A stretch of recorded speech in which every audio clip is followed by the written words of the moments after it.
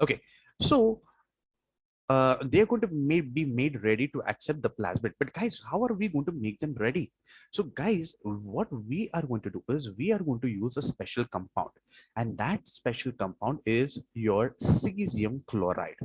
Okay, so when I introduce this salt, basically cesium chloride, into the medium, okay, they feel that, oh, that chalo, now we can accept the plasmid.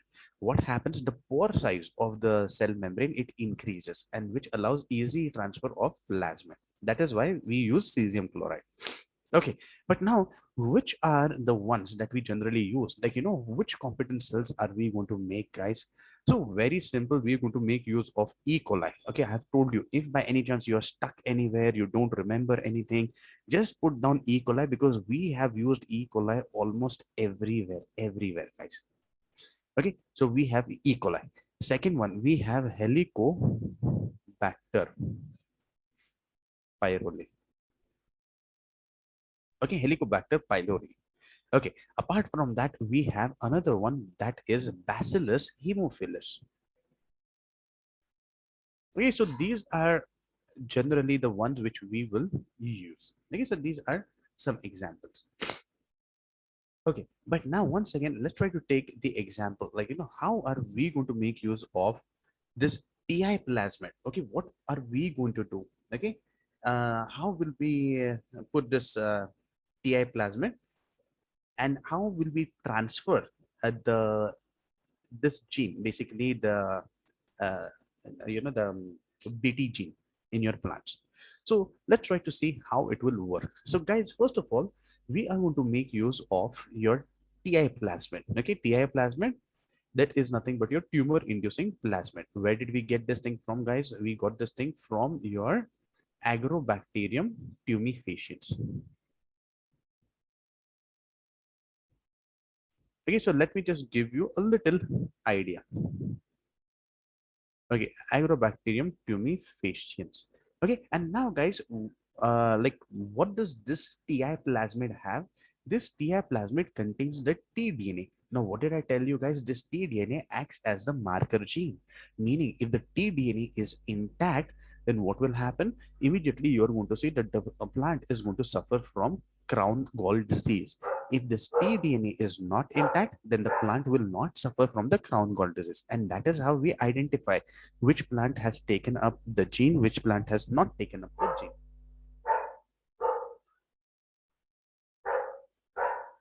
Okay, so let's try to understand once again. Okay, so during our experimentation, what is going to happen? Oh, 1 minute. So let's imagine during our experimentation, let's say this is,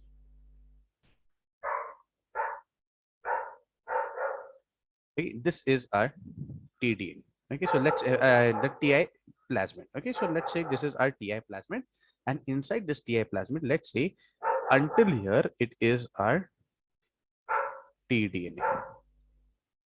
Okay, now see, we have said there are two possibilities. See, basically, whenever we are going to do all these experiments, guys, these experiments are happening inside the test tube. Inside the test tube, you cannot really see what exactly is going on. You will just rely onto it that, this must have happened. And then after you see the results, then only you come to know that, okay, your experiment, has it worked properly or no? Okay, so that way.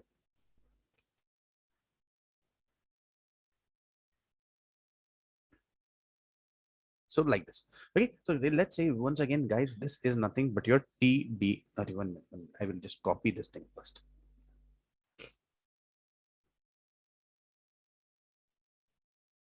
Okay, so guys, this is nothing but this is our tDNA. Now, what is this tDNA? This tDNA is the one which is actually responsible for giving you the crown gall.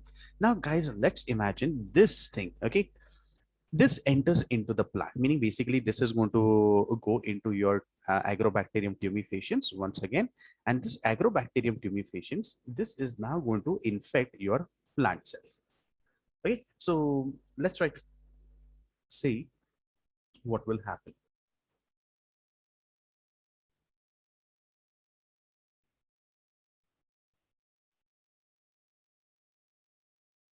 Okay, so let's say this has gone now.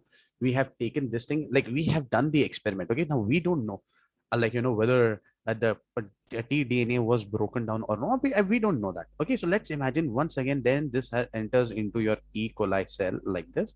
Okay, and the E. coli has its own DNA out over here, something like this. Okay, and then let's say this is made to infect your plants.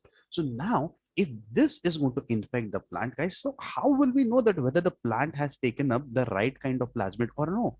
So if by any chance, guys, we see that, oh, this plant is suffering from this crown gall, okay, suddenly you see that, oh, there is this huge amount of a tumor formation on the top. Then, guys, what does this mean?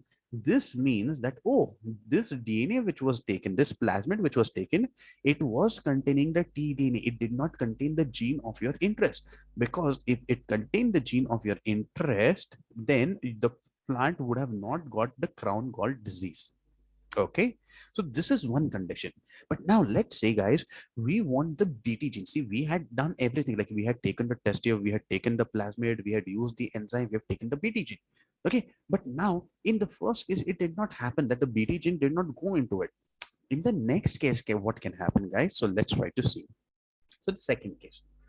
So in this second case, guys, you will see that, oh, you are going to have the tDNA, right? But now, guys, if everything works properly in your experiment, now you are going to see that this tDNA which is there, that is going to be cleaved, because we are going to make use of those restriction enzymes which are going to cleave this plasmid in between the tDNA. So you will see half part of tDNA out over here, half part of tDNA out over here, like this. Okay. So now what is going to happen, guys? Okay, chalo. So half part is out over here, half part is out over here. So you are going to see that cut we have cut this DNA, basically tDNA, right out over here, and we have removed this central part, right? Now, what can we do out over here, guys? We can take our own gene of interest. So for example, now let's say I wanted the BT gene. So let's say this BT gene, I had taken it up from Bacillus thuringiensis. Okay, BT gene. And now, guys, this is nothing but your pest resistant. Okay, so this is going to give pest resistance BT gene. Now what am I going to do? I am going to take this and I'm going to put it out over here. But guys, once again, this is going to be all happening inside the test tube. So you won't know whether this thing has really happened or no. When will you come to know? You will only come to know after this plasmid has been inserted into the plant and the plant has grown. Then only you will come to know. Until then, you are not aware of it, like whether your experiment has worked properly. But let's imagine this is how it is going to look like now. Okay, now once again, what are we going to do, guys? In the next case, okay, in the next case, we take this thing and now we put it back into your agrobacterium tumefaciens. Okay, so let's say your agrobacterium tumefaciens, once again, it is like this. Okay, and now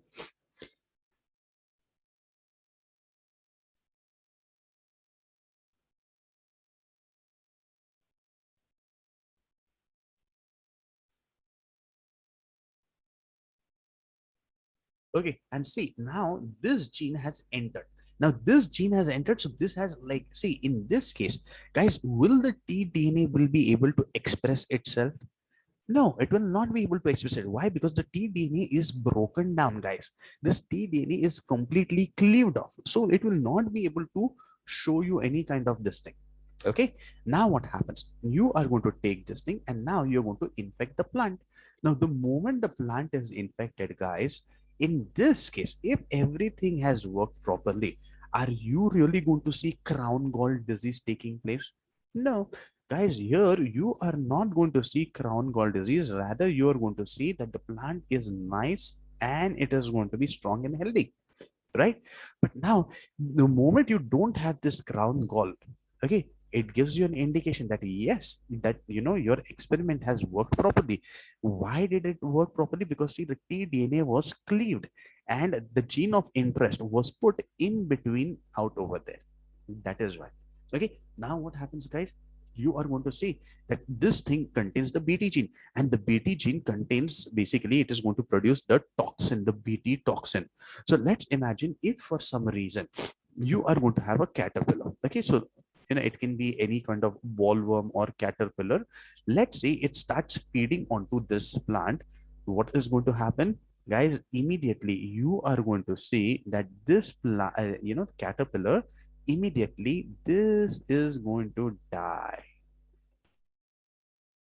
It is going to die because of the BT toxin, guys. That way, this is what is going to happen.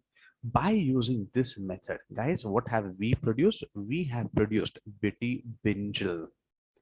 Okay, we have BT brinjal, we have BT bhindi, we have BT cotton. Guys, BT cotton is the most important one, has really, really flourished. Okay, so guys, this is how we are going to make use of this entire tDNA and the TI plasmid. Is everybody okay with this thing? Just have a look, guys. Just have a look if you guys are okay or no.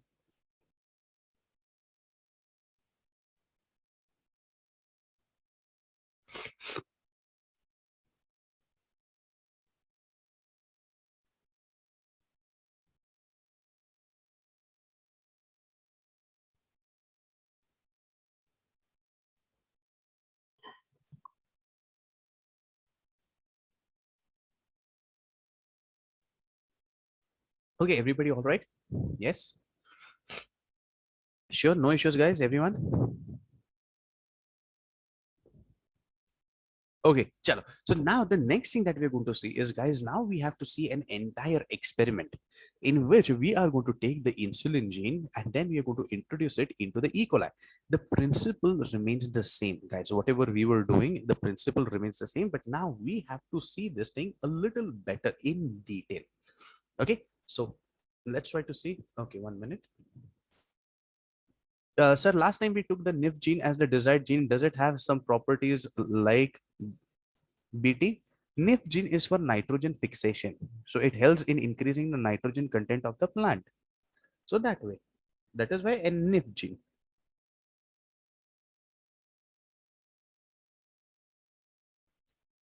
Okay, chalo. So now let's try to move ahead and let's try to see how are we going to use your insulin gene and how we're going to put this thing in your E. coli cell. What are the steps? Okay, so this generally will be asked like, guys, describe the methodology of recombinant DNA technology.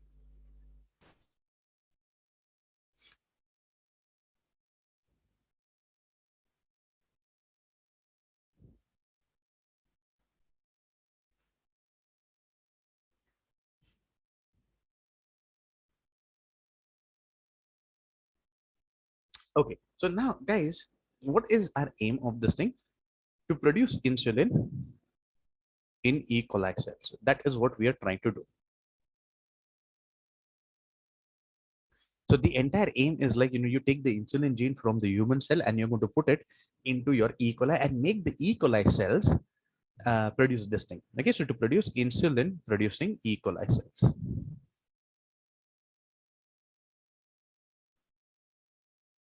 Okay, so now let's try to figure this thing out, guys.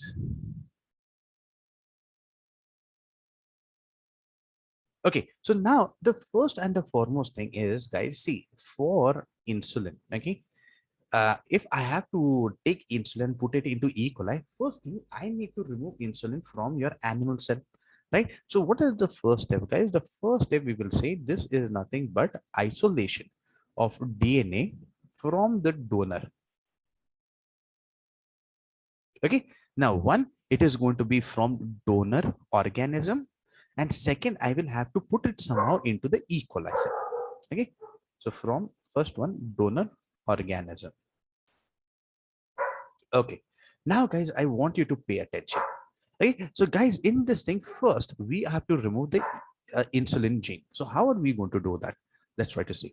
So guys, let's say we have our cell membrane, and now inside the cell membrane we have our the cell and the nuclear membrane, the nuclear membrane, the nucleolus. And now we have our chromatin fiber. Okay, so let's say your chromatin fiber is like this. And in this chromatin fiber, guys, you have this as your insulin gene. Okay, so this one small part.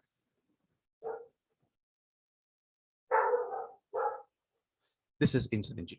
Now, guys, what are we going to do? Okay, in order to remove this thing, see, I cannot just take an injection, put it into the cell, and remove it off. No, there is a huge amount of processes that we need to do. So, what are we going to do, guys? We are going to first collect either your cells or we are going to take tissues. Okay. Now, see, I cannot just directly work with your normal cells or tissues. So now I need to like break them down. Okay, so now what are you going to do? You are actually going to put them either in a blender or you can put this thing in a mortar and pestle. So what is this mortar and pestle? Khalbatta, if you know, guys. Okay, so this is the pestle, basically, the mortar and the pestle, basically. So you have this, if you have ever gone to a doctor also, and sometimes if you have ever seen the compounder, he puts some tablets and he crushes this, and he goes he keeps on rubbing it kind of thing. Okay, so this is nothing but your mortar and pestle, guys. Okay, so what we do is we take we take your tissues and all, we are going to put it into your mortar and pestle, and we are going to just shear it. We are going to just we are going to keep on rotating, so we get a little separation. So we see that these cells, these are going to be sheared, separated, broken down, or mashed. Again, now the same thing can be done with the blender also. The same thing can be done with mortar and pestle, but we'll use mortar and pestle because it is easier. Okay, so this is going to be broken down or this is going to be mashed. Okay, but now the cells have separated. Guys, we haven't removed the DNA as of it. DNA is still inside. Only the cells have separated. So now what are we going to do, guys? To this mortar and pestle, we add detergent. Okay, now what is the detergent that we are going to use? Surf Excel, Ariel, Rin, Tide, Sapedi? No. Guys, we are going to make use of SDS. SDS is what? Sodium dodecyl sulfate. Okay, so we have sodium dodecyl sulfate. Okay, this is one of the most important detergents ever. Okay, then there is another one that is your sodium lauryl sulfate, so that is there, but then we always prefer SDS. Okay, now guys, what is going to do happen is the moment you add SDS and you take this mortar and pestle and you go round and round and round and round, slowly you will start that the DNA separates. So this helps to separate DNA.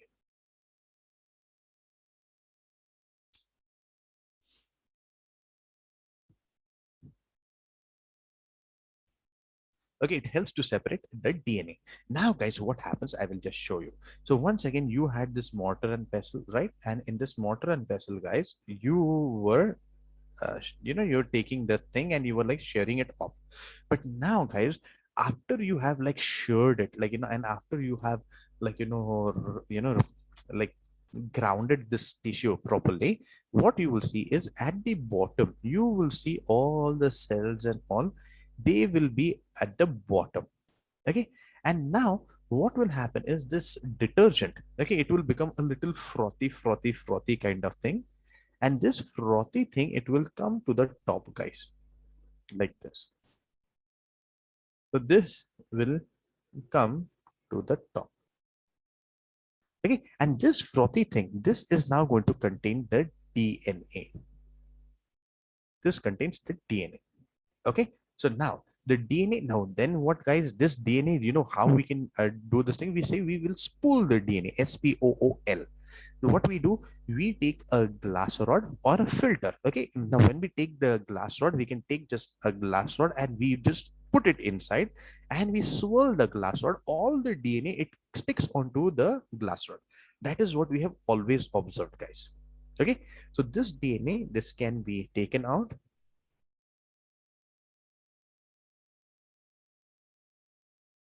with glass rod.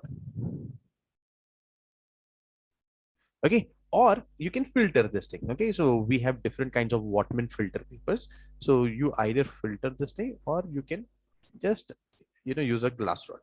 Okay, now once we have got this DNA, okay, now guys, the second step, now we have to isolate that, the second thing, that is to remove the uh, insulin gene. So what are we going to do now, guys? Please pay attention. Okay, so now let's say we have removed this DNA, and now what are we going to do, guys? We are going to take this thing and put this thing in a test tube. Okay, remember, once again, this is still in that solution form only. Okay, liquid form.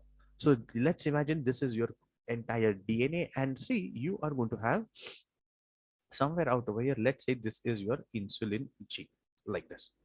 Now, guys, what are you going to do? You are going to take restriction endonucleases. You add restriction endonuclease. Now, the moment you add restriction endonucleases, guys, they are going to cut the DNA only at the restriction sites, right? So now let's imagine this thing, guys. Okay, so let's zoom in into this, and let's say we have your chromatin fiber, something of this sort. Okay, and now you are going to see that, okay, in this, you are going to have this as your insulin gene. Okay, so fine, we have located the insulin gene out over there, guys. Okay, now what is going to happen? Okay, so let me just copy this. Okay, now we have taken this thing, and I said we are going to add your restriction endonuclease. Now, restriction endonuclease, guys, these are nothing but the enzymes which are going to cut the DNA at specific points, right? So in the next case, what are we going to see, guys? See, we are going to see that this restriction endonucleases, guys, these are going to come and these are going to cleave the DNA in such a way that it is going to only remove your insulin gene. Okay, so we have got the gene of our interest. Okay, so now once this insulin gene is out, guys, then we have just removed it. Okay, like this. So this becomes our gene of interest. But guys, once again, see, you remember we had talked about different kinds of cuts. We had the staggered cut, we had the sticky cuts, we had the blunt cut. I told you we'll always go for your sticky ends, right? Sticky ends. So guys, this is nothing but this is gene of interest. Okay, this is called as a gene of interest.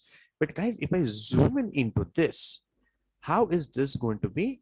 This is going to be like this with your overhanging ends, because ultimately it becomes easier for me to join this thing. Okay, so this is the sticky end. What do we call this gene of interest, guys? This gene of interest is also known as passenger DNA. Okay, this can be called as passenger DNA, or we also call this thing as your foreign DNA. Okay, so passenger DNA or foreign DNA. Okay. So this is the first thing, that is isolation of the DNA from the donor organism. Okay. Now, guys, let's try to move on to the second step. Insertion. See, now I have got the gene of interest. I need to put it into your plasmid. Let's try to see what is going to happen. So we are going to take the same gene. So let me say this is the second step, is insertion of gene of interest into the cloning vector.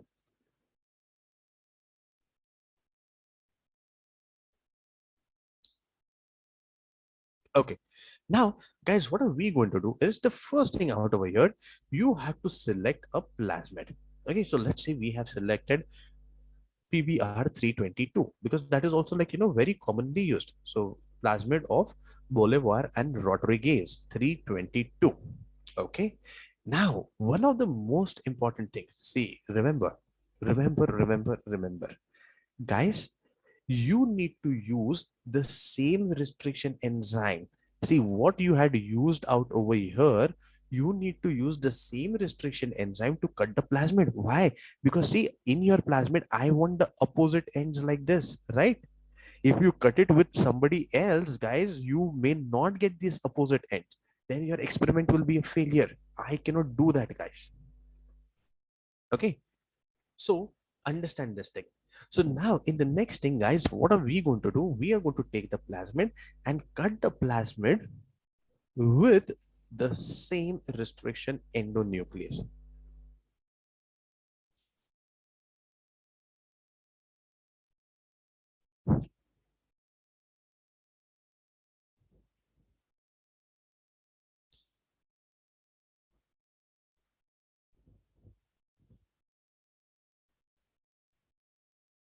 Which was used to cut the gene of interest. Okay, so now once again, let's try to see how is it going to be. So see, let's imagine your plasmid was something like this. Okay, this PBR 322. Now let's imagine you are going to use the same restriction endonuclease. Because it is going to make use of the same restriction endonuclease, guys, this is going to cut it in such a way here and here, such that we are going to get exactly opposite overhanging ends. Okay, so let's imagine.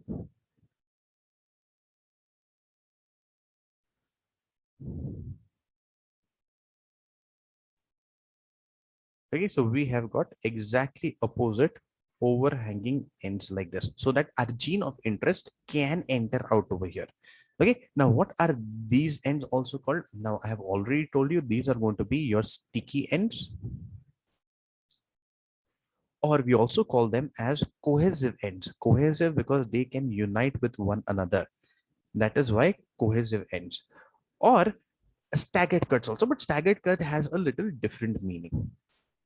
Okay, now what? Now, guys, in the next case, we have to insert the gene of interest. So whatever we had out over here, this gene of interest goes into this thing. Okay, so let's try to see what happens in the next case, guys.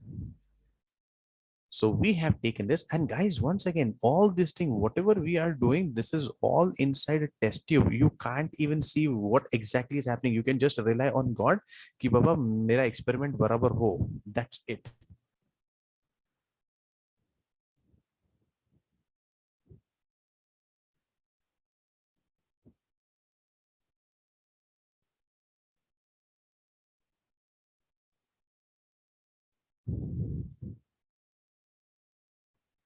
Okay, and now what are we going to do, guys? See, the gene of interest which was there. Okay, this we already had from the previous step, right? So this gene of interest, guys, we are going to take it and we are going to put it out over here. We are going to insert it. Okay, so in the next case,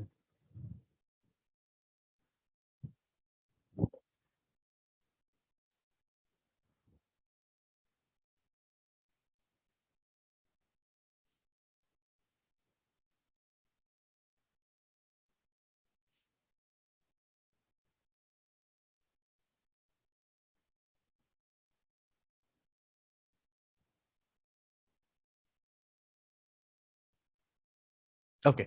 So now in this case, now guys, see what is going to happen. See, your DNA is now going to be something like this. So see, the gene of interest has been fitted into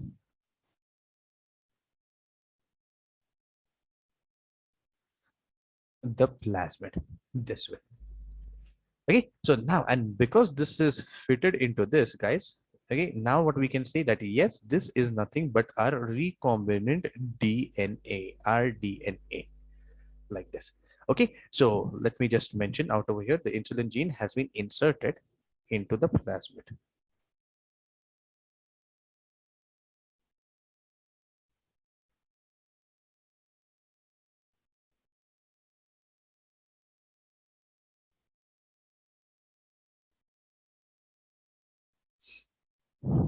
Okay, and what do we call this DNA, guys? This DNA, we call that as recombinant DNA, or another name, guys, we call this thing as chimeric DNA.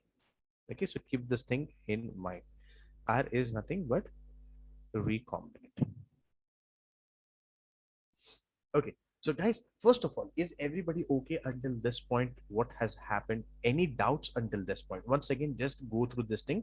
Okay, so just have a look at this, guys.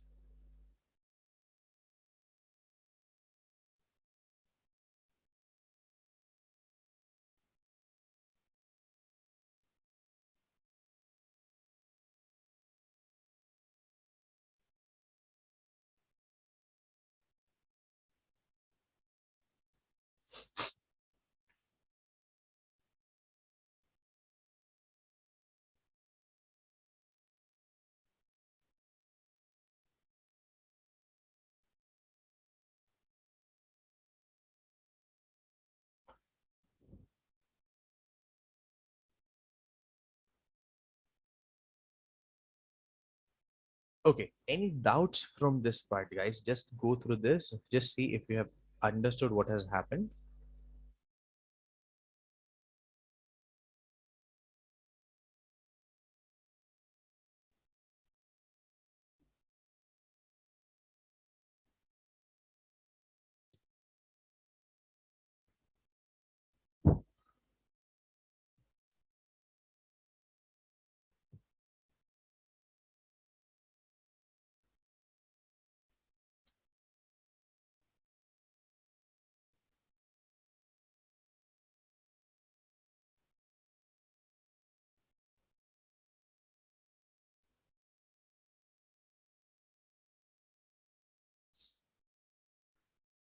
Okay, everybody okay? Any doubts? Anybody wishes to ask anything from here, guys? Anybody? Sure. Can we move ahead? Okay, chalo. So now, guys, we have got a recombinant DNA. Now, the only thing that remains is I will take this recombinant DNA and I have to put it into your cell. Okay, that is your E. coli cell. But now, once again, what did I tell you guys? So if I have to put it into your E. coli cell, I have to make the cells competent. So once again, I have to make the cells competent by treating them with your cesium chloride.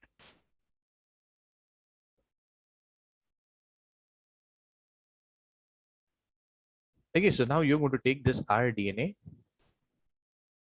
and transfer it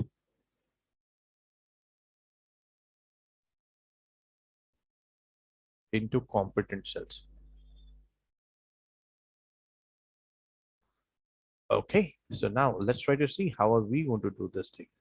So you are going to take some cells, these competent cells. Okay, basically you're going to take the E. coli. Okay, whatever you are wanting, but we generally take E. coli.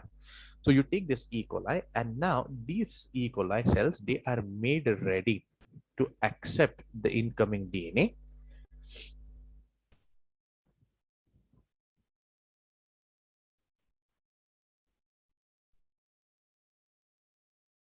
Okay, by treating them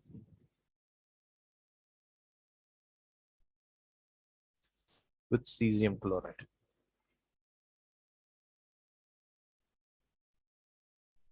Okay, or you can also make use of calcium ions. Okay, but generally we'll go with cesium chloride. Okay, fine. So now let's try to see what is the situation, what is going to happen there. Okay, so now we have our E. coli cell, guys. Let's imagine. So your normal E. coli cell, it is going to be like this. Okay, it has its own DNA. Okay, and now what are we going to do? See, we have our this rDNA that we have taken, guys. Okay, इधर ऐसा रखता हूँ.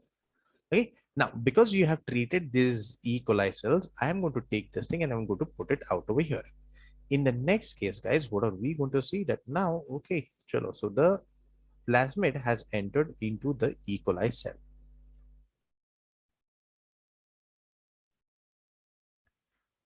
Okay.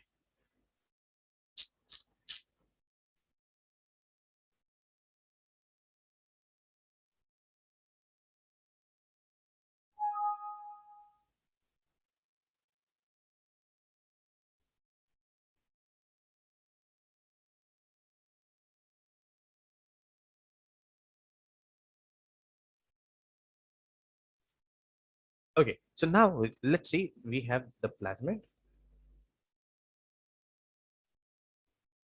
Okay. and the plasmid has entered into the E. coli cell. Fine. Now, what is this E. coli called? Now, this E. coli, because it has the transformed this thing, we call this thing as transformed cells. Okay, so E. coli now called as transformed cells.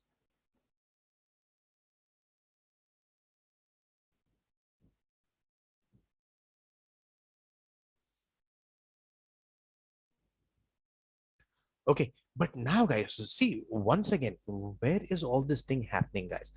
All this thing is happening inside a test tube, right? Afterwards, we need to be able to identify also like which E. coli cells have taken up this plasmid and which is not. So we have to screen them.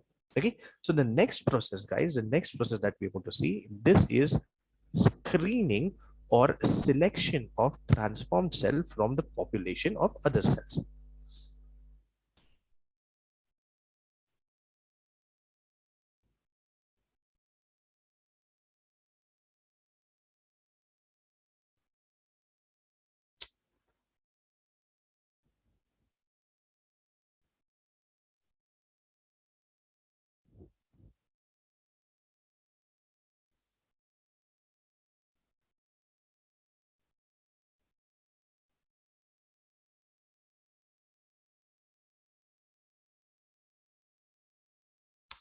Okay, so now let's try to understand what is this going to happen, guys. And this is why this for this step, we are going to make use of your marker gene, guys. Okay, this is the importance. Now you will understand why we require that marker gene. So, guys, what are we going to do? See, when you do this entire experiment, guys, you have everything in a test tube. You cannot see with your naked eyes. There is no visual clue as such that everything has worked properly or no. We don't know anything. Okay, so you just see this solution out over there and you hope that your experiment has worked properly. That's it. Okay, but now we need to identify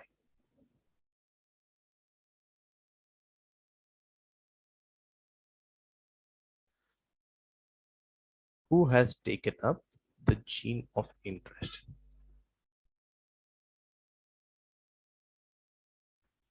And this, for this, we require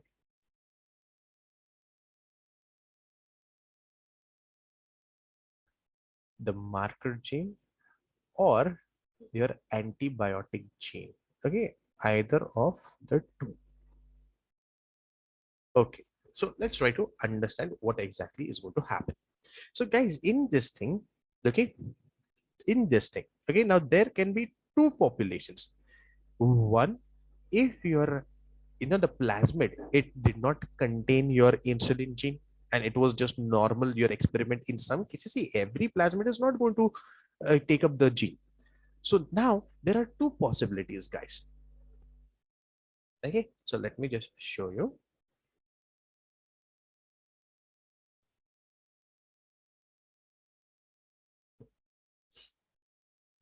Okay, so now there can be two possibilities. One, see, let's imagine one of the E. coli cells, so it had its own DNA, but now, but now it will pick up only your normal plasmid. Okay, the plasmid which has not been cut. This is like this. Okay, or we are going to have in another case, we are going to see that okay, we have other E. coli.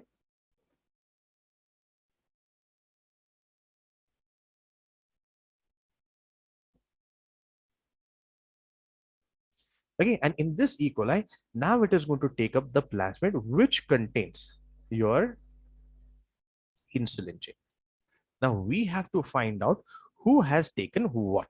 Okay, because see, there is going to be a complete population, right? But now, guys, what we are going to do, understand this thing. Okay, now let's see what this thing that we had used. We had used your PBR. Okay, PBR 322. So how is this PBR 322? So see, guys, in this case, okay, in this normal case, this PBR 322, guys, this is going to have antibiotic gene out over here on this side. This is called as ampicillin resistant genes. Okay, this gives ampicillin resistance. And then on the other side, guys, we have tetracycline resistance. Okay, in this plasmid.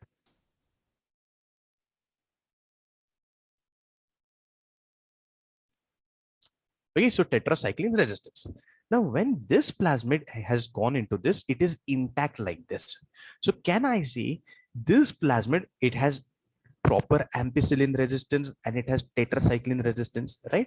So this thing, guys, we say this becomes ampicillin resistant.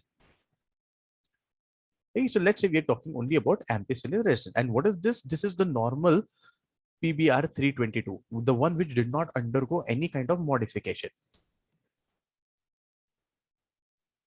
Okay, because in your cell, in your test tube, we won't be able to see, like, who has really taken up, who has not really taken up. Okay, but now on the other side, guys, if we look at the same thing, when we inserted your this thing, the gene of insulin, guys, what did we do? In that case, we had cut down the ampicillin resistant genes. So what we do in this case, see, ampicillin, I am going to see, this is ampicillin. I am going to make use of PST1. Okay.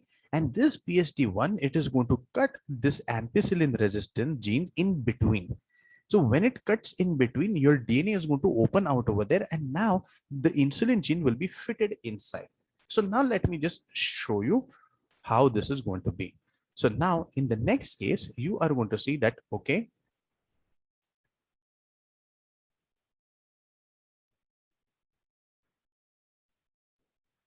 so this tetracycline resistance, it is going to remain as it is. But now you are going to see that, okay, this has been cut off. Okay, ampicillin resistance have been cut off and your gene of interest, that is your insulin gene, has been added in between like this, right? So now we are going to see insulin. But now, guys, you tell me, if insulin gene has come up in between, will this thing be still resistant to ampicillin? Yes or no? What do you think, guys? What do you think? Yes, right, Sia. Only Sia has given me the answer. Waiting for the others. Wrong. Komal is wrong. Yes, Devank is right.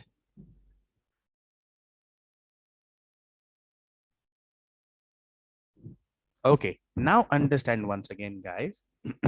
See, you have broken that entire gene which was present out over here. Okay, so this ampicillin resistance gene, it was cut, it was broken from the center.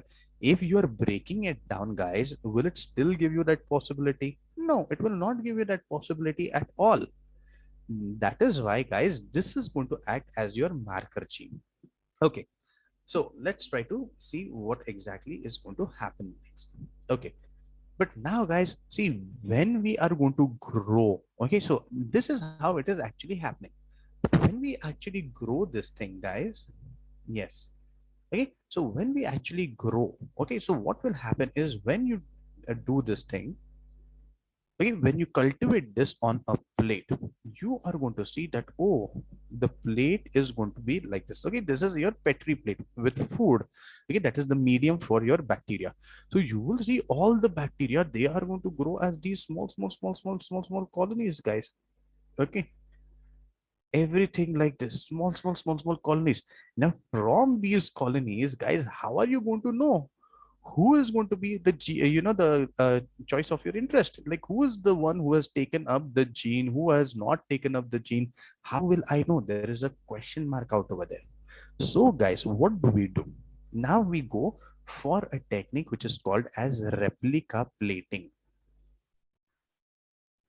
Okay, now what is this replica plating? So, guys, basically, like how we have a stamp, you are going to take a stamp, you take that, you put it into the ink, and then you go bam, bam, bam, bam, bam, stamp, stamp, stamp, stamp, stamp, right? Exactly the same thing. So, guys, what are we going to see? We are going to see that you have a big velvet blob kind of thing. Okay, so it is a big velvet blob. You take this blob, you put it onto this. Okay, and now just like how you stamp, guys, now you can stamp it onto the plates. And wherever it is going to be present, the this thing is present. Now let's say if I take this and I put it onto another plate, I take this stamp and I put it onto the plate, it will give me exactly the same colonies, guys, same colonies at all the places. And that is why we call this thing as a replica plating. Okay, but now guys, what we will do is we will do replica plating on two different media. See, because who's the one who's going to determine them? See, the one which was normal, which did not have the insulin gene, it was ampicillin resistant. And the one which was transformed, it is not ampicillin resistant.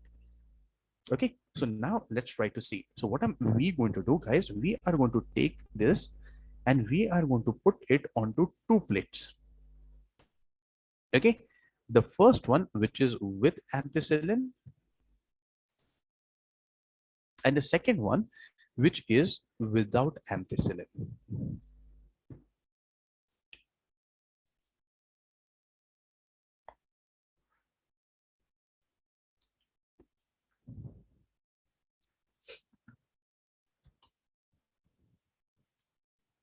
Okay, so with ampicillin and without ampicillin. So guys, with ampicillin, let's imagine you get colonies out over here like this. Okay, now these are the colonies, guys, which have not taken the gene of interest, because see, they are having this complete plasmid. They have not taken the gene of interest. But now, guys, without ampicillin, the moment you do this thing without ampicillin, what will you see? Okay, see, first I'm drawing those who were present in the earlier version also. So see, these were the ones which are present in the earlier plate. But guys, when you do this replica plating, what do you see? That now you are going to get others also. Now these are the other ones, okay, which had not gone in the first place. Okay, so you will get them like this. So what is this, guys? Oh, this one, is it present out over here? No. This one, is it present out over here? No. This one, is it present out over here? No. You keep checking this, guys. You keep checking where is which colony. And now the moment you compare these two plates, you will come to know that yes, in this one plate which was without ampicillin, you saw that, oh, there are these E. coli cells which have come up out over here. And now what does this mean? That these E. coli cells which are present out over here, they could not grow in ampicillin, but without ampicillin, they could grow. What does this mean? That their ampicillin gene was cut. And if their ampicillin gene is cut, guys, that means they have taken the gene of your interest, right? So this is how we are going to find it out. Okay, so you will see that from here, guys, okay, only all, here all cells are going to grow,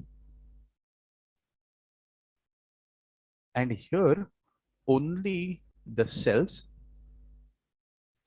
with normal PBR 322 grow.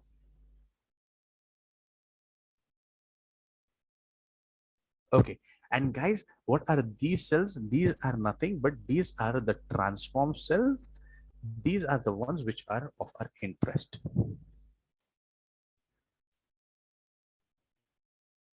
Okay, has everybody understood what has happened out over here?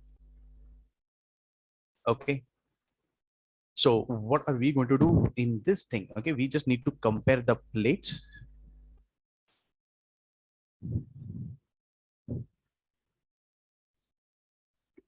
Okay, you compare both the plates, guys, and match the colonies.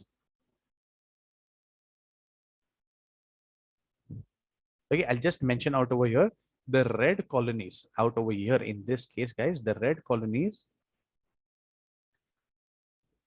were not present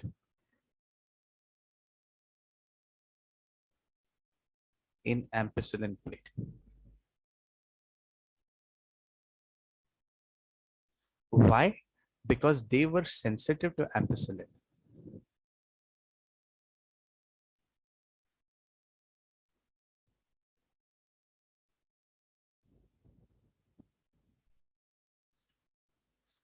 Okay, therefore I can say that yes, they have taken up the gene of interest.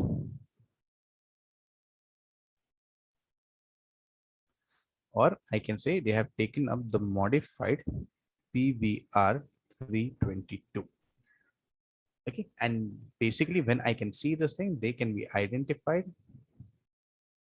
as transform cells.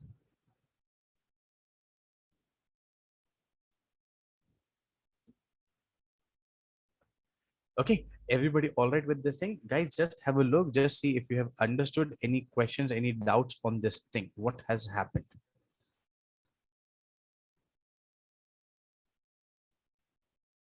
Okay, if you want, I can see is right out over here that here the ampicillin gene was cut.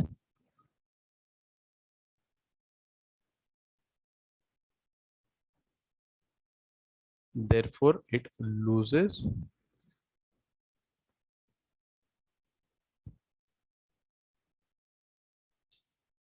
ampicillin resistance.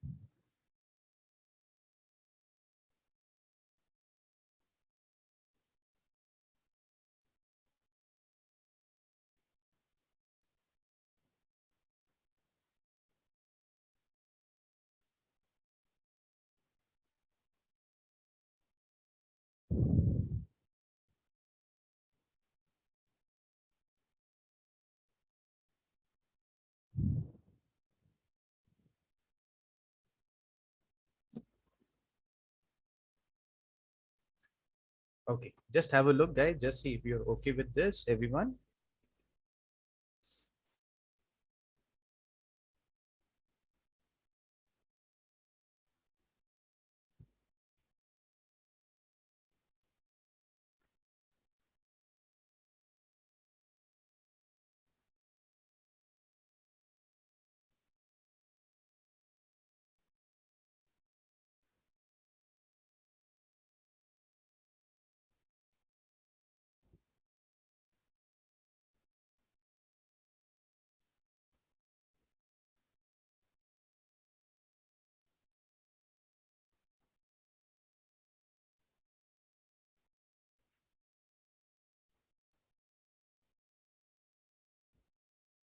Okay, is everybody okay, guys?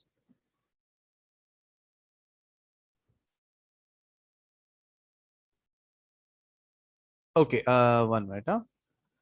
Uh, in second plate, why is the ampicillin colonies even if it is without ampicillin? See, because even if it is without ampicillin, then there is nothing to kill the other cells. No, that is going to be normal. So everybody will grow out over here. The one without ampicillin, see whether it is with ampicillin or whether it is without ampicillin, the ones which have taken this plasmid will always grow because see there is nothing to kill this thing as such. That is why they will also grow out over here.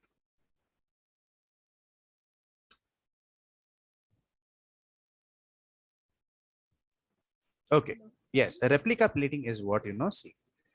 I will just show you one more quick thing. Okay, so let's say this is your main, this thing. You have main plate. Okay, what do? You have a velvet block. Okay, we call this thing as a velvet block like this. Okay, and it has a handle so that you can hold it properly.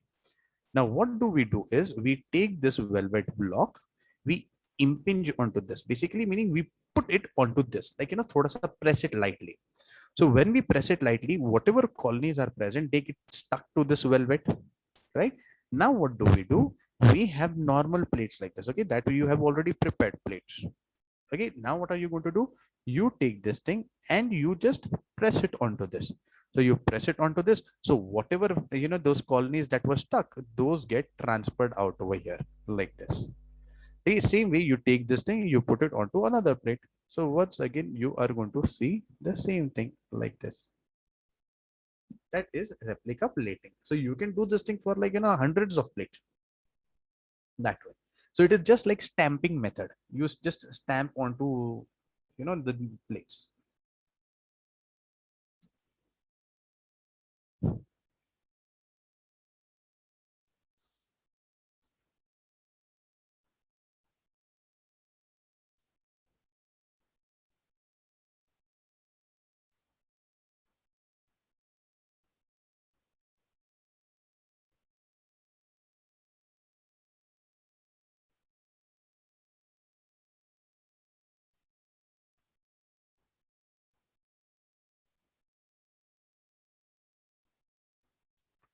Okay, chalo. So guys, let's try to move ahead. So now once we have got our transformed cells, okay, now we know for sure who are these transformed cells. Now what we can do is from this plate, we can pick them up.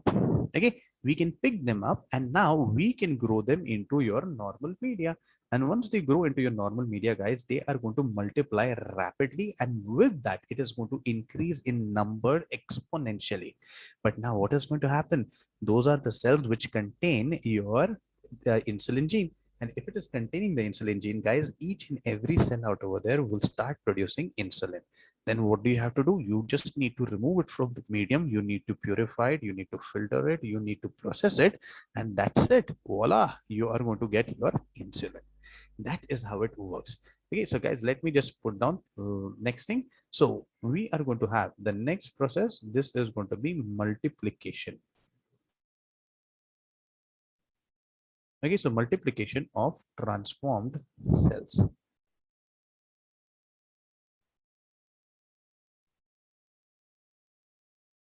Okay, so now what is going to happen? See,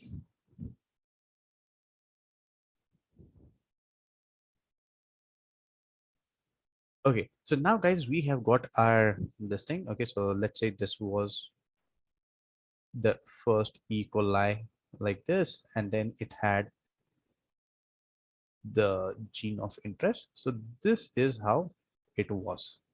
Now, guys, what is going to happen?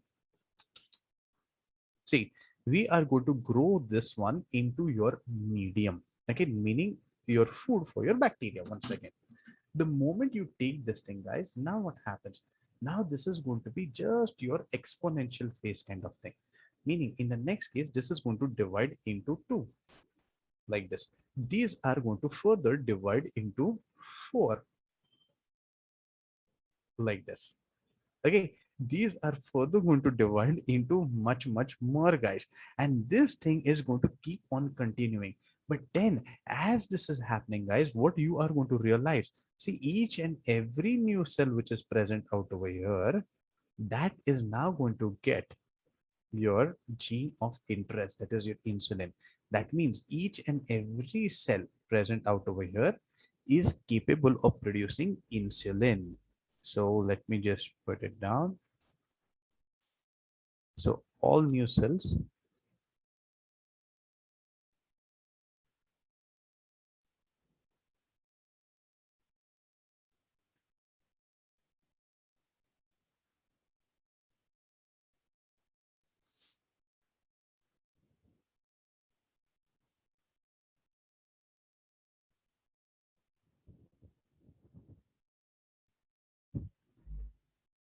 all of them are capable of producing insulin.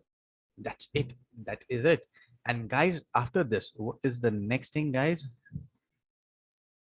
After this, we are going to get expressions, put it into this thing. So expression of gene to get the desired product.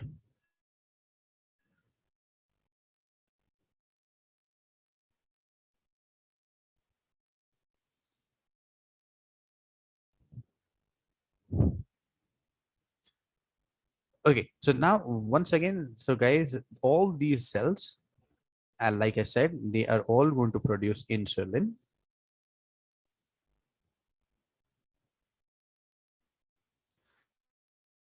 Once they have produced insulin, now you are going to remove it from the medium by various methods. Remove it from the medium. The moment you remove it from the medium, now you have to just purify it. Once you have purified it, now going to enter your downstream processes. Downstream processing meaning to get the final product, you're going to purify it. And finally, you're going to be getting pure insulin. This can be used for your own purposes. This way. So guys, this is how we are going to create your entire insulin, genetically engineered insulin. Okay, but now guys, let me just uh, take this image that I have got from your textbook and explain the same thing like this. Okay, so whatever we have said, guys, it is exactly the same thing. So you take the donor cell, you take the vector, that is your plasmid, you cut down the gene of interest, you open this DNA, you the plasmid, you're going to put it out over here. This becomes our the rDNA.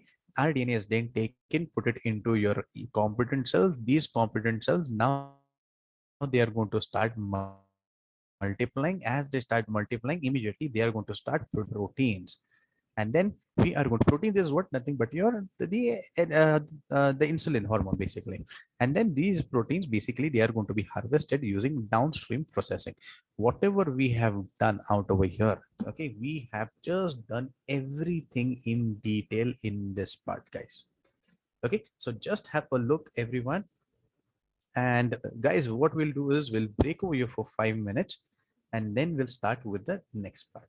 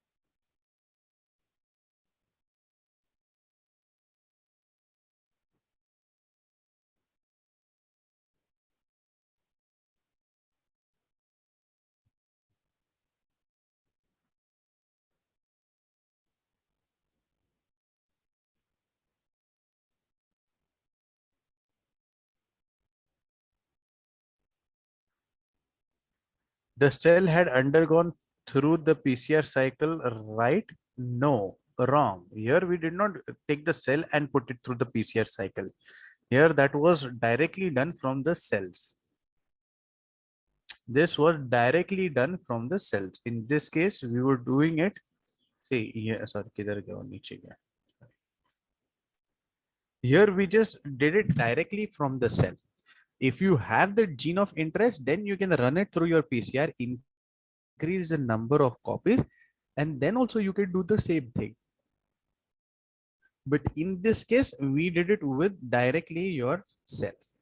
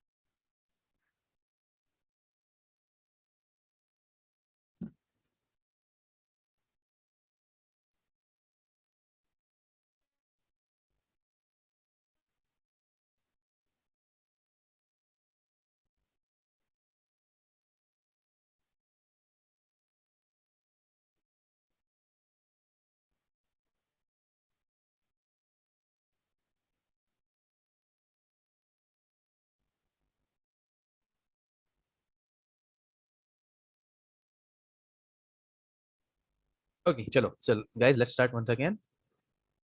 Okay, so now let's try to move on to this thing. So guys, we said, okay, this is one method by which we can put the gene of your interest into the cells. Okay, but now are there any other methods by which we can do the same thing without, going through this entire hassle of like, cutting down the gene, then putting it into plasmid, then once again putting it into your E. coli?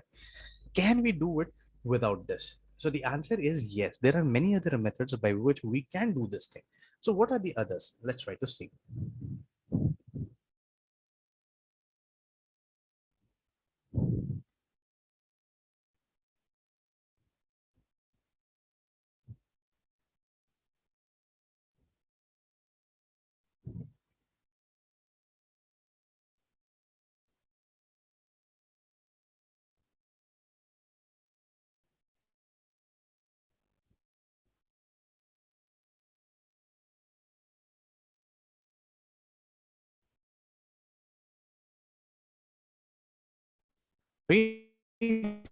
So we are going to also make use of a plasmid. They push the DNA directly into the cell.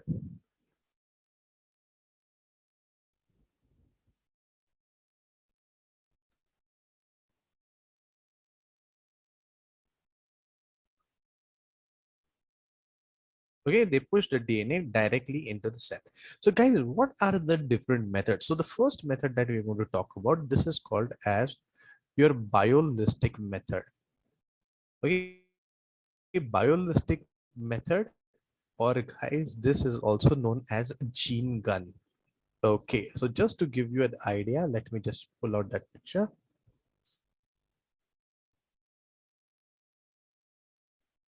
Okay, so eh,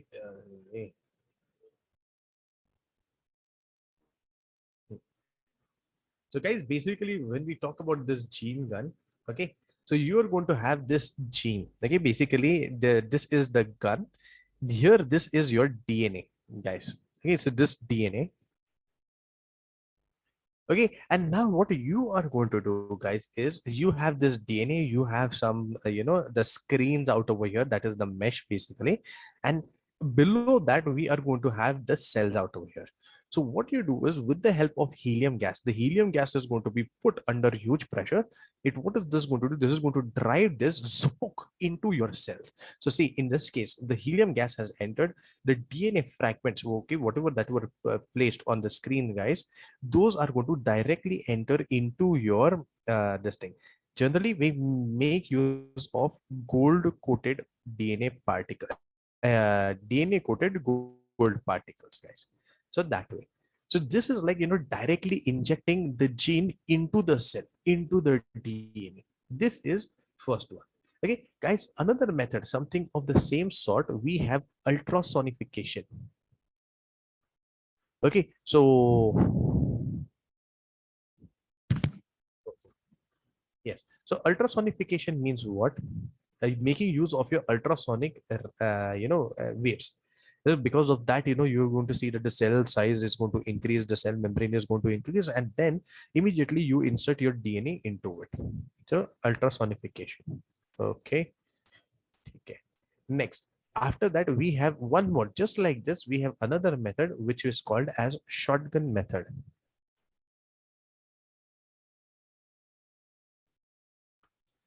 Okay, shotgun method. Then after that, we have liposuction. When you are going to insert the DNA into the lipid parts, guys. Okay, fine. We have electroporation. Okay.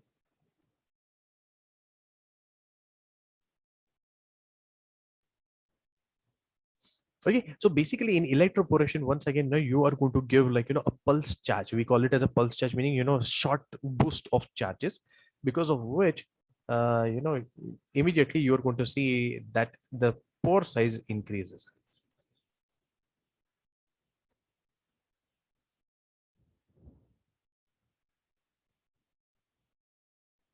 Okay, the pore size of the cell increases, and now you can insert any DNA into it.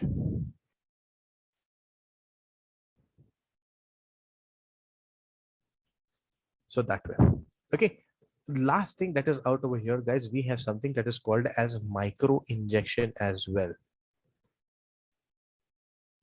Okay, so let's try to see what is this micro injection. So guys, we are going to have like a small, very fine injection. Okay, just like your normal injection, guys, but this is like extremely thin injection, extremely thin, with a very fine needle, absolutely fine needle. What do you do, guys? You are going to take the DNA of your interest, and now you are going to select the cell, and now you are going to forcibly put that entire DNA into the nucleus of the cell, guys. So now you take this thing, you take it and you push it out over here. So let's say inside we have your own DNA like this, but now because you have pushed this thing, now you are going to see that your gene of interest or the DNA has come in the nucleus. So this is also another method. In your exams, guys, especially from the NEET point of view, guys, they will always ask you gene or biologistic method. There is always one question, which always asks which are the other different methods of forcibly putting DNA into the cell. They will give you some of these, and then one will be the odd man out that way. Okay, so this is another thing. Okay, but now guys, slowly we move on to something that is called as gene library. Okay, so let's try to see what is this gene library and how are we going to do this thing. Okay, now this is the last part of something that is something very new, something very is we had to use our brains a lot. Okay, after this, once we are done with this, then the chapter becomes a little on the softer side. Okay, then it becomes like examples and just general talks and all. So that way, until here the chapter was little on the understanding side. Okay, now guys, the next thing that we have is what is gene library. Okay, so basically, why do we require a library in the first case? We require library so that we can keep all the different types of genes present in the nature into our repository, meaning whenever you want you can remove it, whenever you want you can study it, whenever you want you can put it into other cells. So for those reasons, we need to create a library. A library is just like how we have a library of books. Same way we have library of genes. So collection of all the different genes present out over there. Okay. So let me just see it. Show you.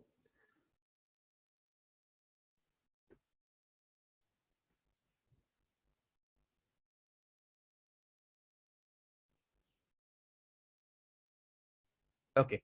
Once again, guys, this is a very important question from your board's point of view. They always ask a 3-mark question on this thing. Okay, write a short note on gene library. Okay, so first of all, what is this gene library? This is nothing but a collection of DNA sequence in the form of colonies.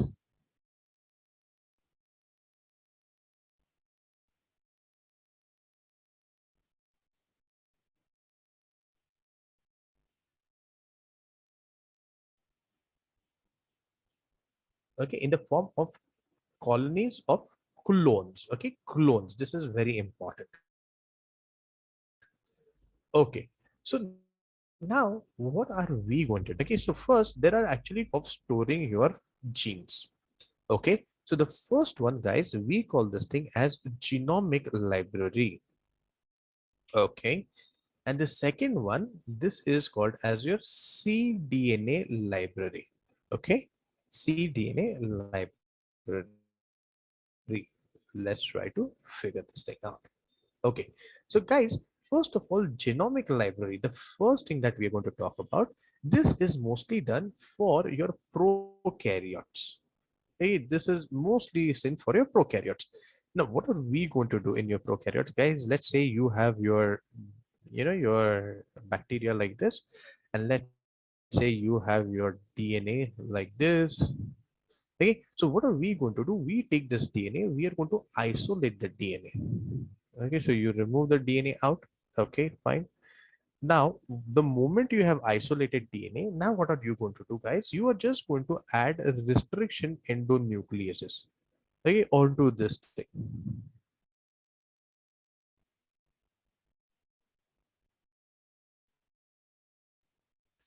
Okay, so you are going to take restriction endonuclease and you are going to add restriction endonucleases. Now, what is going to happen because of this, guys? You are going to see that the restriction endonuclease may act over here, it may act over here, it may act over here, here, like this. So ultimately, what happens when you do this kind of a thing, you are going to get fragments of DNA. Okay, so you get fragments of DNA containing genes.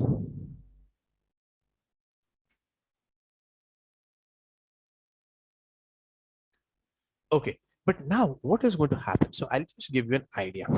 Okay, so after this thing, you are going to see that, oh, you have your DNA, and it is going to have the genes embedded inside. At this moment, we don't know which is which gene, who is what. We don't know,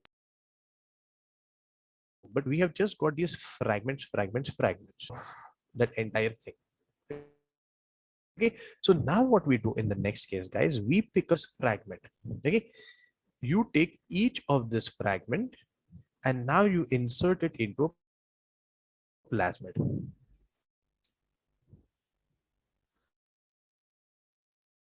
Okay, each fragment is taken and it is put in a separate plasmid. And now each plasmid is going to be put into your cells. Okay, so let me just show you what may happen. So see, you have taken this, maybe this perhaps. Okay, so what are we going to do? We are going to have our, let's say, this is our plasmid that we have taken, and inside this plasmid, guys, now we are going to have the gene of our interest. Okay, so see, we have prepared plasmids from each of this fragment, and now once we have this fragment, guys, now what are we going to do? We are going to take this thing and we are going to put it into your E. coli or any other bacteria for that matter, and then we are going to store them. So we take this and we are going to store them in our cells, guys. Okay, I mean, first of all, we are going to allow them to multiply and then only we are going to store them.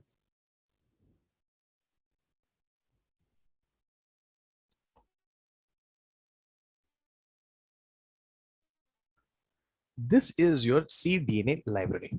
Okay, so we have got a transformed cells.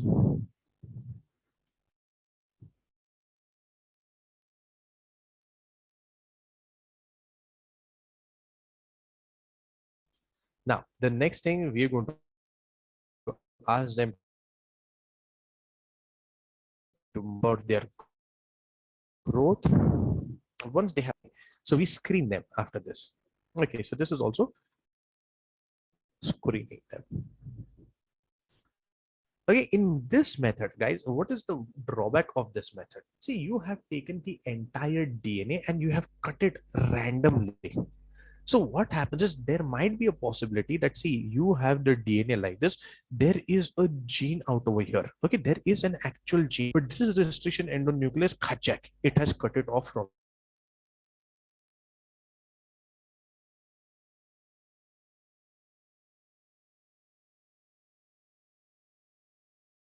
the center. In that case, we have lost that gene for. Okay, everybody all right with this? Just have a look, guys, if you're okay.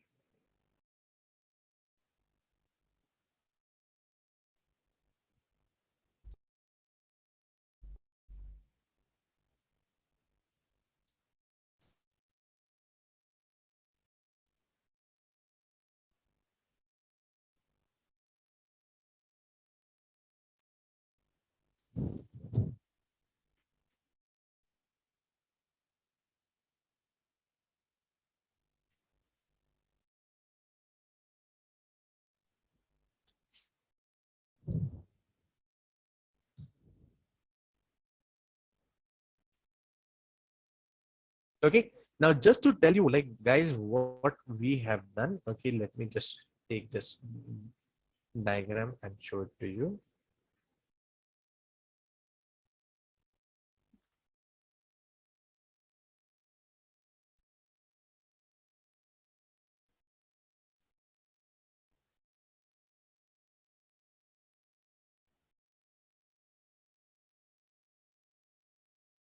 Okay, so see, once again, whatever we have said, it is the same thing out over here. Just have a look.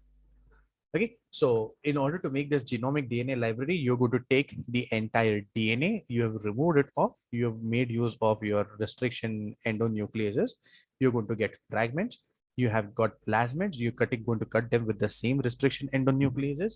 Now you have got fragments, you take these fragments and you insert it into your open plasmids. Once again, you're going to get the entire rDNA out over here. This DNA you're going to put into bacteria, then you're going to allow it to multiply. And now see, you have got your own copies. You're going to store them, then you can screen them whenever you want. Okay, so this is nothing but our genomic DNA library. But now let's try to move on to the next part, guys. We have now this one very important. Okay, very important. So this is your cDNA library. Now, guys, what do I mean by cDNA? So we have already talked about there is rDNA, recombinant DNA, chimeric DNA, right? This is cDNA. Now, what is this cDNA? cDNA, we say this is complementary DNA. Okay. So let's try to see what is this complementary DNA going to do and when are we going to use this thing? Okay, so this complementary DNA, guys, this is the one which is going to be used in our eukaryotes. Okay, it is going to be used in eukaryotes. Now, why is it so? Let's try to understand. And guys, for this, I want a little bit of understanding from the genes chapter. Okay, so guys, let's say we have your DNA, like we have your cell, we have the nucleus, the nucleolus, we have your chromatin fiber. Again, this is nothing but your DNA. But now, basically, when you have to produce proteins, right? What is going to happen? This DNA is going to give rise to your mRNA. Okay. But now, if you look at the mRNA, guys, the mRNA is going to be something like this. Meaning, you are going to see that on this mRNA, they are going to be like specific parts which are going to be important and specific parts which are going to be unimportant. So what are these? So we have exon, intron, exon, intron, exon, intron, exon, right? Now, when we talk about these exons, guys, exons are the one which are important. Introns are the one which need to be removed, right? So now, if I take this DNA and if I just duplicate this DNA or put this into your gene, guys, it will be containing the DNA which contains the coding as well as the non-coding part. So let me just show you what I mean by this thing. Okay, so let me just zoom in onto this DNA a bit. The moment you look at this DNA, guys, in this DNA, if it wants to produce a protein, there are going to be two different types of regions. So there is going to be this coding region, then there is non-coding region. Then once again, there is a coding region, then there is a non-coding region, right? So the coding region is going to code for your exons and the non-coding region is going to code for your introns. So what is important? I want only the coding region, right? The non-coding region, it is going to be useless for me. This is the non-coding region because it is just wasting energy. It is just wasting space out over there. So when this one is going to give rise to your mRNA, guys, out of this mRNA, what is the one that we require? We require only the exons.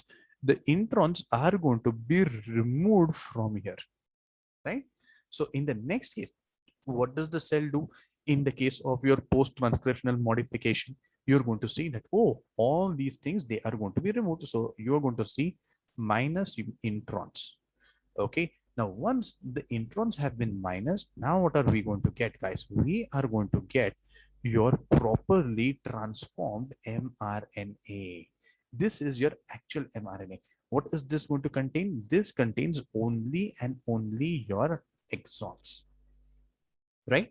But now let's imagine, guys, this was coding for your insulin. Okay, let's imagine this was coding for your insulin. So can I say this mRNA, now that we have got after your post-transcriptional modification, this is the real one who codes for mRNA, right? Because I have removed of the non-coding parts from here, right? Now, what am I going to do? Okay.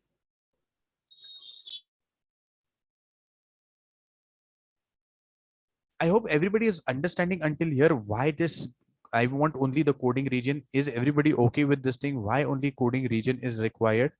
I don't want to waste my space because see, whenever I put this something into my plasmid, it is going to increase the size of the plasmid. More the size, more it's the difficulty in entering into the cell. So I need to keep it to a minimum. That is why.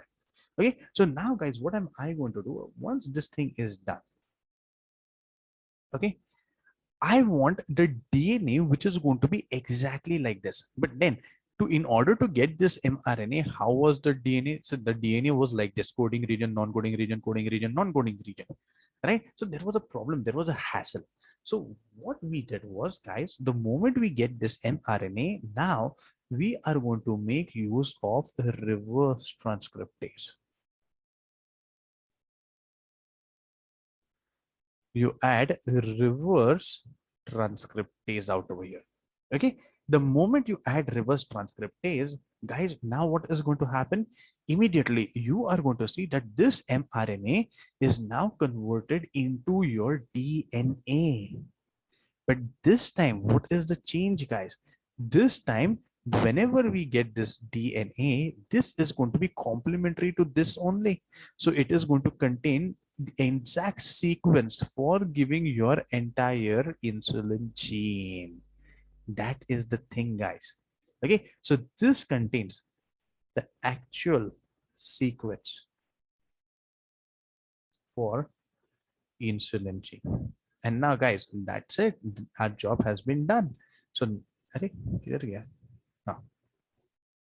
our job has been done. Now, what are we going to do? We can take this thing. Now, you put this thing into your plasmid, right? And now, the moment it is there in the plasmid, now what is going to happen, guys? See, you can take this thing and you can put it into your cell. You will know for sure that this cell is going to contain the insulin gene. Okay, so just to give you an example, like this, now you put it into the cell. So you're going to have the cell like this, and then it has its own DNA. First thing like this. The second thing, it has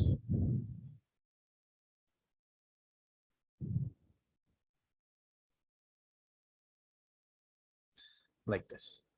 Okay. And now, guys, once again, what are we going to do? This is the one. Okay. Who's going to produce insulin? Okay. This immediately will start producing insulin. But at the same time, what are we going to do? We are just going to allow this to multiply and form more colonies. Okay. Now, once it forms more colonies, so we are going to get more clones, more clones. Now you're going to store them as insulin producing clones.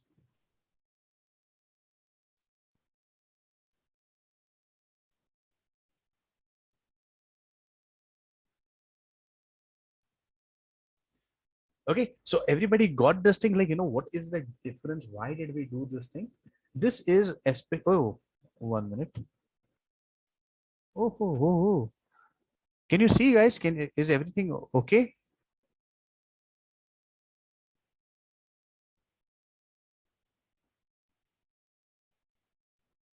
Right. Okay. So, guys, this is how we are going to produce your cDNA library. Remember, this cDNA, it stands for complementary DNA.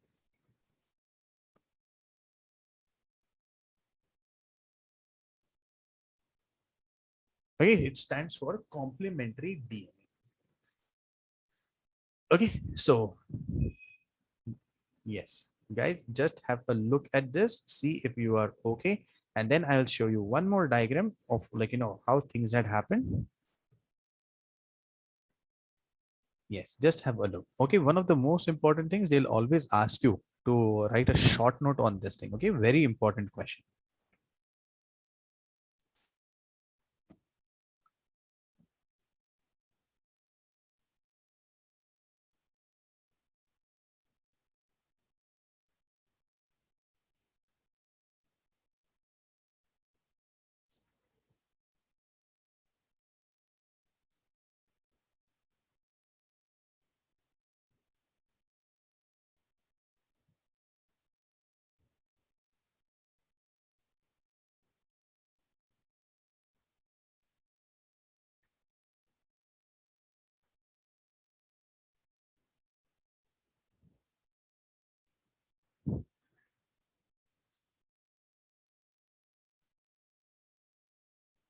Sir, screen them. What to do in genomic library? Screen them, meaning you can screen them for different genes.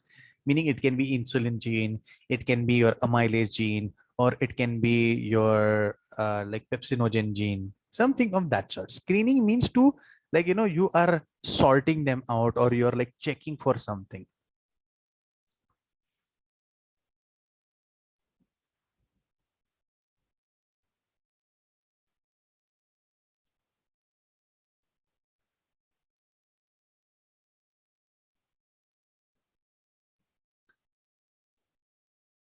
Okay, is everybody all right with this, guys?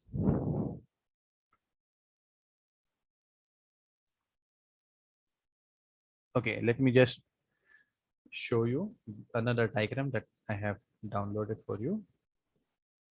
Okay, this is only for your cDNA library.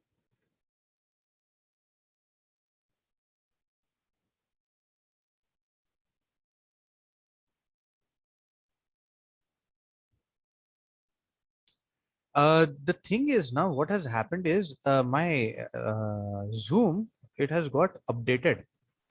And now earlier I used to get this thing. Now I used to get like notifications. Like whenever someone messages me, I used to get notification. But now I'm not getting it somehow. So I am thinking that there is no question. But when I look at the chat box, then it is like there are 4 5 questions that way. So yesterday, last night only, this thing happened. This new version of Zoom. So that way. So I think I'll have to change the settings a bit.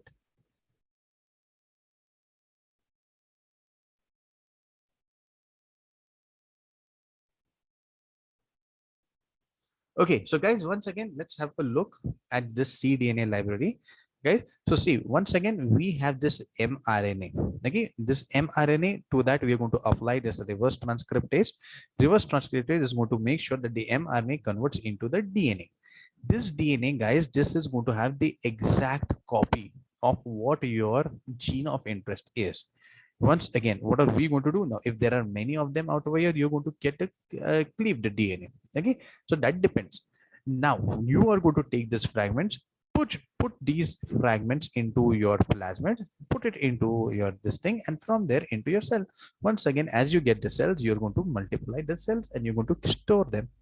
That's it. This is what your cDNA library is going to be all about. Okay, everybody okay with this thing? My phone is not there with me. My phone is in the hall room.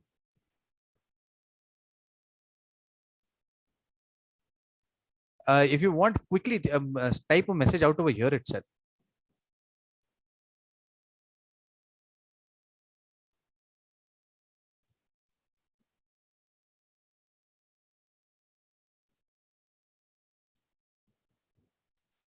If it is not pertaining to this, then I'll see it after the class.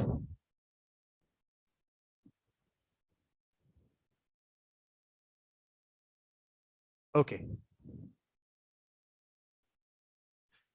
Okay, so guys, so this is like, until this point, guys, we were having a little bit of understanding thing, like how is this entire process happening, what is going to happen, how you're going to transform this thing.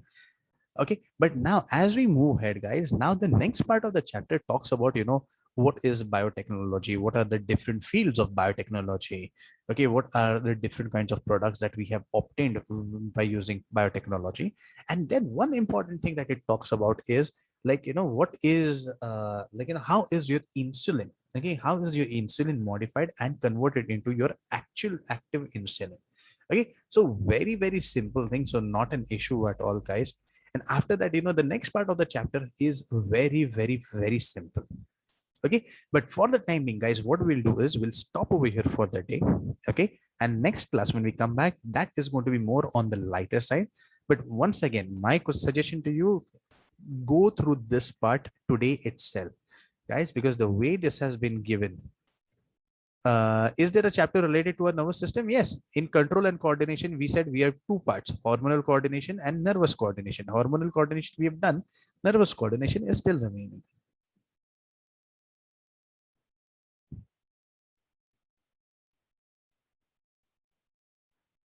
Okay, so guys, once again, my sincere request to you, go through this chapter, like whatever notes I'm sending, go through it today itself.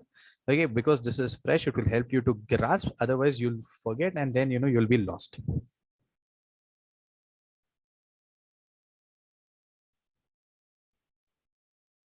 Okay. Okay, bye-bye. Bye, everybody. Bye. Yes, yes, no problem. Bye-bye. Bye.